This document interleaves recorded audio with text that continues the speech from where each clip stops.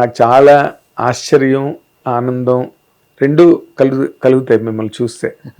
ఎప్పటి నుంచో అనుకుంటూ మిమ్మల్ని కలిసి మిమ్మల్ని ఇంటర్వ్యూ చేయాలనుకున్నా కుదరలా ఎప్పుడు కూడా. ఎంతసేపు మా కమర్షియల్ సినిమాలు రిలీజులు, ఆ హడావిడి ఇంటర్వ్యూలు వీటిలోనే ఉంటాం. But I have all the respect for you sir. Thank you. ఎందుకంటే the thing that you do in your life or career not achieved by many people in the film industry. Every year ఒక film direct చేయడం, అసలు ఈ journey ఏంటండి మీరు అసలు can you sum up?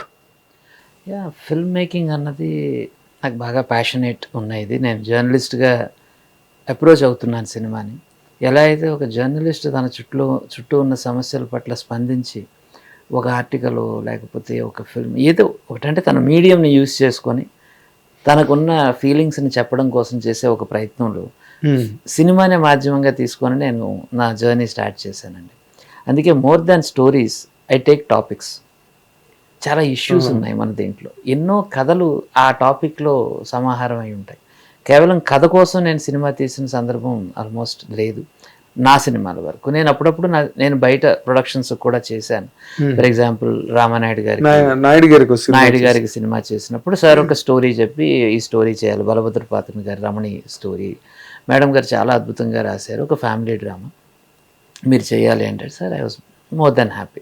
But otherwise నేను చేసే ప్రాజెక్ట్స్, నా బ్యానర్లో చేసే ప్రాజెక్ట్స్ అన్నీ కూడా most of them are topical అండి.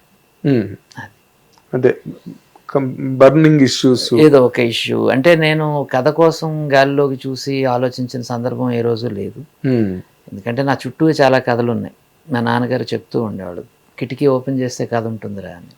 Everybody has a story. 140 కోట్ల కథలతో నడుస్తున్న దేశం మనది. కరెక్ట్. టచ్ చేయగలిగితే అఫ్కోర్స్ కొన్ని సిమిలారిటీస్ ఉండొచ్చు, కొన్ని వేరియేషన్స్ ఉంటాయి. ఆ వేరియేషన్స్ని మనం పట్టుకోవాలి, కొంత సిమిలారిటీస్ని కూడా మనం చూపించాలి. ఫర్ ఎగ్జాంపుల్ ఒక గల్ఫ్ లాంటి ఫిల్మ్ నేను చేసినప్పుడు నేపథ్యాలు కొంచెం ఆల్మోస్ట్ సిమిలర్గా కనిపించవచ్చు, కానీ ఒక్కొక్కరిదే ఒక్కొక్క పంద, ఒక్కొక్క ఆలోచన, ఒక్కొక్క న్యూయాన్సెస్. ఆ న్యూయాన్సెస్ని అన్నింటినీ కూడా నేను కలెక్టివ్గా ఒక స్టోరీలోకి తీసుకొని రావడానికి ట్రై చేస్తాను. సో దట్ ఎంతోమంది, కొన్ని వేల మంది ఆ ఎమోషన్స్కి దగ్గరగా కనెక్ట్ అవుతారు. Because I tell their stories. నా స్టోరీని వాళ్ళకి చెప్పడం కాకుండా వాళ్ళ కథని మళ్ళీ నేను సినిమాటిక్గా టెక్నికాలిటీస్, నాకు తెలిసిన క్రాఫ్ట్ని ఉపయోగించి ఒక అందమైన కథగా మళ్ళీ వాళ్ళకి చెప్పడానికి ప్రయత్నం చేస్తానండి. సో కాబట్టి నాకు ఏ రోజు కథలు అయిపోతున్నాయి, తర్వాత ఏం చేయాలనే దిగులేం లేదండి నాకు. ఈ రోజు వరకు నాకు ఏ ఆలోచన లేకపోయినా అదేది కవిత అనర్హం అని శ్రీశ్రీ గారు చెప్పినట్టు మీకు ఏ కథ అనర్హం కాదు సినిమా చేయడానికి. ఎందుకంటే మీరు టాపిక్ మీద ఆధారపడతారు. అవునండి. ఇప్పుడు నోట్ల తాలూకా ప్రాబ్లం వచ్చినప్పుడు ఏటీఎం నాట్ వర్కింగ్ అనే సినిమా తీశాను. సో అది కూడా ఒక స్టోరీ. ఏటీఎం క్యూల్లో నిలబడినప్పుడు ఒక ప్రేమ కథ జరిగితే ఎలా ఉంటుంది, అసలు యాక్చువల్లీ మన ఎకానమీ ఇష్యూస్ ఏంటి, వీటన్నిటి టాపిక్ మీద ఏటీఎం నాట్ వర్కింగ్ అనే ఒక ఫిల్మ్ చేశాను. అంటే ఒక న్యూస్ పేపర్లో ఎలాగైతే మీకు స్పోర్ట్స్ కాలం ఉంటుంది, ఒక హెల్త్ కాలం ఉంటుంది, ఇలా ఎన్నో ఇష్యూస్. అలాగే ఒక చిన్న కార్టూన్ స్పేస్ కూడా ఉంటుంది. లిటిల్ సమ్ టైమ్స్ నేను సెటైరికల్ తీస్తాను, కొంచెం హార్డ్ కోర్ చాలా సీరియస్గా ఉండే టాపిక్స్ తీస్తాను. లైక్ కాక్రోచ్ లాంటి ఒక underdog stories, underbelly stories, చాలా డార్క్ narratives తీశాను, క్రైమ్ కథలు తీశాను. Because it is there. నేను చేశాను. ఎందుకంటే ఇది పార్ట్ ఆఫ్ ద లైఫ్ నుంచి నేను తీసుకున్న స్లైసెస్. కానీ మీరు కాక్రోచ్ అని మొన్నే రిలీజ్ చేశారు. అతను ఎవడో కాక్రోచ్ అని పార్టీ పెట్టి ఇండియా అంతా సంచలనం సృష్టించి. అంటే కాక్రోచ్ కి పొటెన్షియల్ ఉందండి. ఎందుకంటే ప్రపంచాన్ని ఎంత దాన్ని తొక్కేయాలనుకున్నా అది బయటకు వచ్చి నిలబడుతుంది. ప్రతి ఒక్కరు ఒక కాక్రోచ్ లా ఉండాలని నేను ఆ సినిమా ప్రమోషన్లో కూడా చెప్పానండి. కష్టాలు ఏమొచ్చినా అది ఎలాగైతే సర్వైవ్ అవుతుందో మనం కూడా సర్వైవ్ అవ్వాలండి. ఈ రోజులో ఎస్పెషల్లీ స్టూడెంట్స్ కానీ ఎవరైనా కానీ చిన్న చిన్న ఇష్యూస్కి చేతులు ఎత్తేసి హడిలిపోవడం కాకుండా హడిలిపోతున్నారు. Summer ending their life disturb చేసుకుంటున్నారు, లైఫ్స్ ని డ్రగ్ అడిక్ట్స్ అయిపోతున్నారు. ప్లాట్ఫామ్ మీద అయినా ఒక 5-star హోటల్ అయినా స్వతంత్రంగా తిరగలిగే ఏదన్నా ఉందంటే అది కాక్రోచ్ అని నా దృష్టిలో.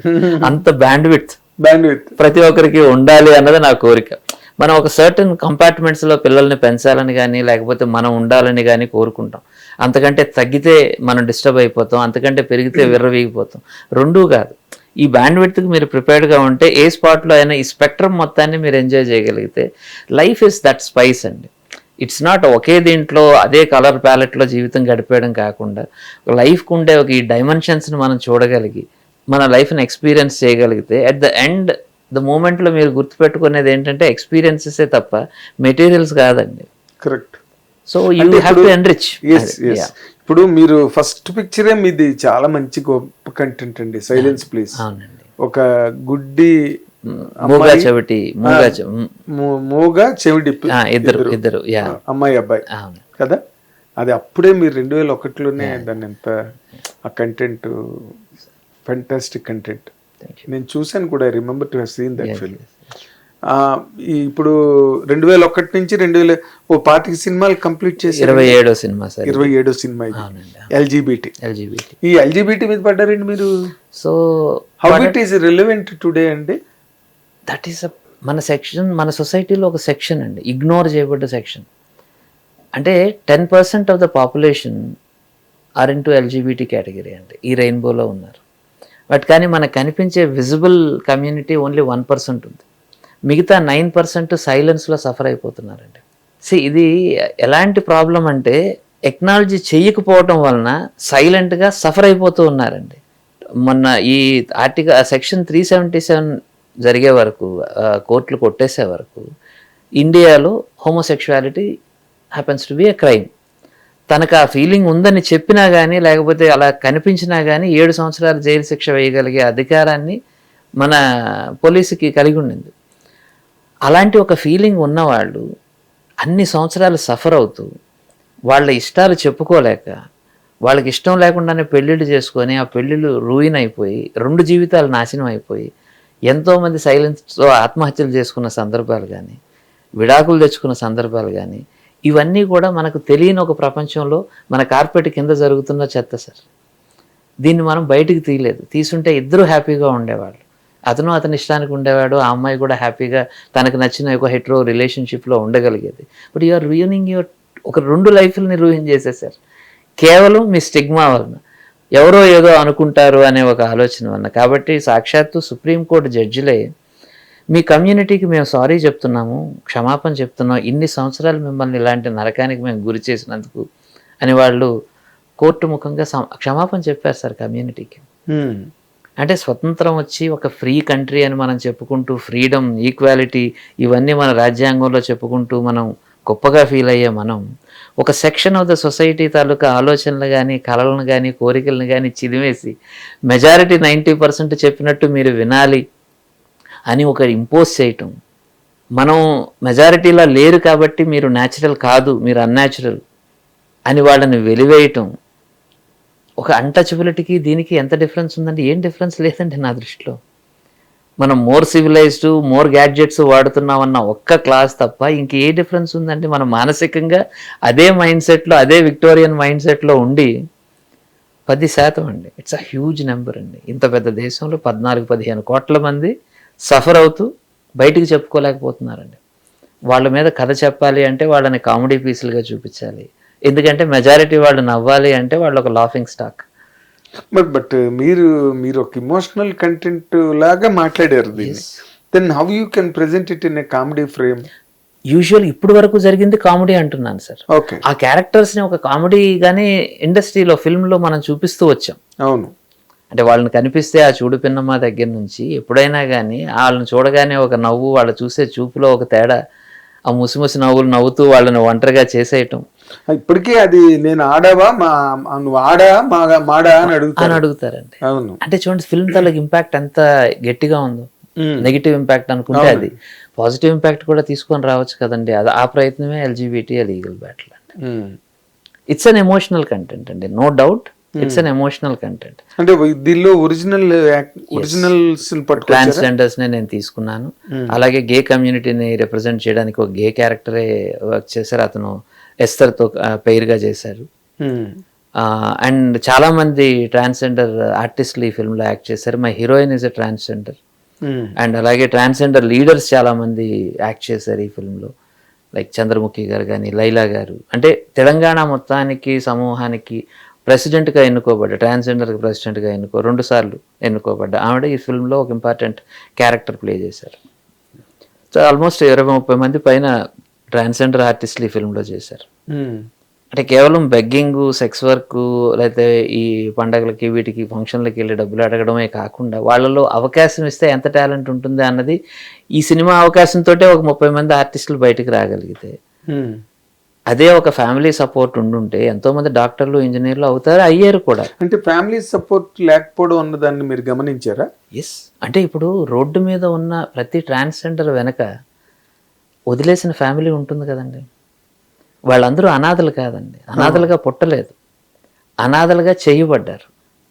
ఎందుకని? పక్కింటి వాడు నవ్వుతారేమో, లేకపోతే మిగతా బంధువుల మధ్య తలెత్తుకోలేమో, మిగతా పిల్లలకు పెళ్ళిళ్ళు కావేమో ఇలాంటి వాళ్ళు మన ఇంట్లో ఉంటే అని చెప్పి తల్లి తండ్రి తన చేతులతో వాళ్ళని బిడ్డని బయటకు తోసేస్తే ఎక్కడికి వెళ్ళాలో తెలియక వాళ్ళందరూ ఒక సమూహంగా మారితే తయారైనదే ఇప్పుడు మనం చూస్తున్నదండి. మనం కేవలం ఈ సిమ్టమ్స్ చూస్తున్నా కానీ రూట్స్ మర్చిపోయాం. రూట్స్ ఎక్కడి నుంచి ఉన్నాయంటే మన నుంచే రూట్స్. ఎందుకంటే అలాంటి ఒకరు పక్కింట్లో ఉంటే నవ్వే వాళ్ళలో మనము ఉన్నాం. మన స్కూల్లో ఉన్నప్పుడు నవ్వి బాధ పెట్టిన ఫ్రెండ్స్లో ప్రతి ఒక్కరు కూడా ఎవరో ఒకరికి తెలిసో తెలియకుండానో ఆ మాట అనే ఉండుంటారు. ఒక్కసారి స్కూల్ లైఫ్లో ఫ్లాష్ బ్యాక్లోకి వెళితే ప్రతి ఒక్కరికి వాళ్ళ టీం మెంబర్లో కనీసం ఒక వ్యక్తి అన్నా కానీ అలా దొరుకుంటారు, అతన్ని కామెంట్ చేస్తూ ఉంటుంటారు. ప్రతి స్కూల్లో కూడా ఈ ఇష్యూ ఉందండి, ఆ బుల్లియింగ్. అప్పుడు వరకు చిన్నప్పటి నుంచి ఫ్రెండ్సే. ఎప్పుడైతే 7-8 తరగతులకు వస్తారో అప్పటి నుంచి వాళ్ళలో ఎప్పుడైతే ప్యూబర్టీ ఆ ఏజ్ స్టార్ట్ అవుతుందో, సెక్షువాలిటీ అనే ఒక ఇది ఇంక్విజిటివ్నెస్ ఎప్పుడైతే పెరుగుతుందో వాళ్ళ క్యారెక్టర్లో చిన్న చిన్న మార్పులు చూస్తారు. అది ఉన్న మెజారిటీకి ఈక్వల్గా ఉండదు కాబట్టి డెఫినెట్గా వాళ్ళని.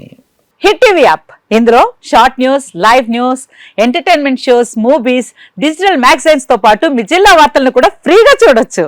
ఇంకెందుకు ఆలస్యం, వెంటనే హిట్ టీవీ యాప్ ని డౌన్లోడ్ చేసుకుని ఫ్రీగా ఎంటర్టైన్మెంట్ పొందండి. Hit TV app. Hit TV app. Please download hit TV app. Hit TV app ని ఫ్రీగా డౌన్లోడ్ చేసుకొని ఎంజాయ్ చేయండి. మీకు నచ్చిన ఎంటర్టైన్మెంట్ కోసం హిట్ టీవీ యాప్ ని ఫ్రీగా డౌన్లోడ్ చేసుకుని ఎంజాయ్ చేయండి. హిట్ టీవీ యాప్ ని డౌన్లోడ్ చేసుకుని ఆస్వాదించండి, ఆశీర్వదించండి. ఇంతమంది సెలబ్రిటీలు హిట్ టీవీ యాప్ ని డౌన్లోడ్ చేసుకోండి అని చెప్తున్నారంటే ఎంత మంచి యాప్ ఆలోచించండి. అమెరికా అమెరికా అమెరికా అమెరికాలో చదవాలనుకునే వాళ్ళకి విశ్వసనీయమైన పేరు మన శౌర్య కన్సల్టెన్సీ. UK లో 1 year masters. UK లో 1 year masters. 2 years work permit up to 5 years visa. Contact Saurya Consultancy. Contact 89851 89851.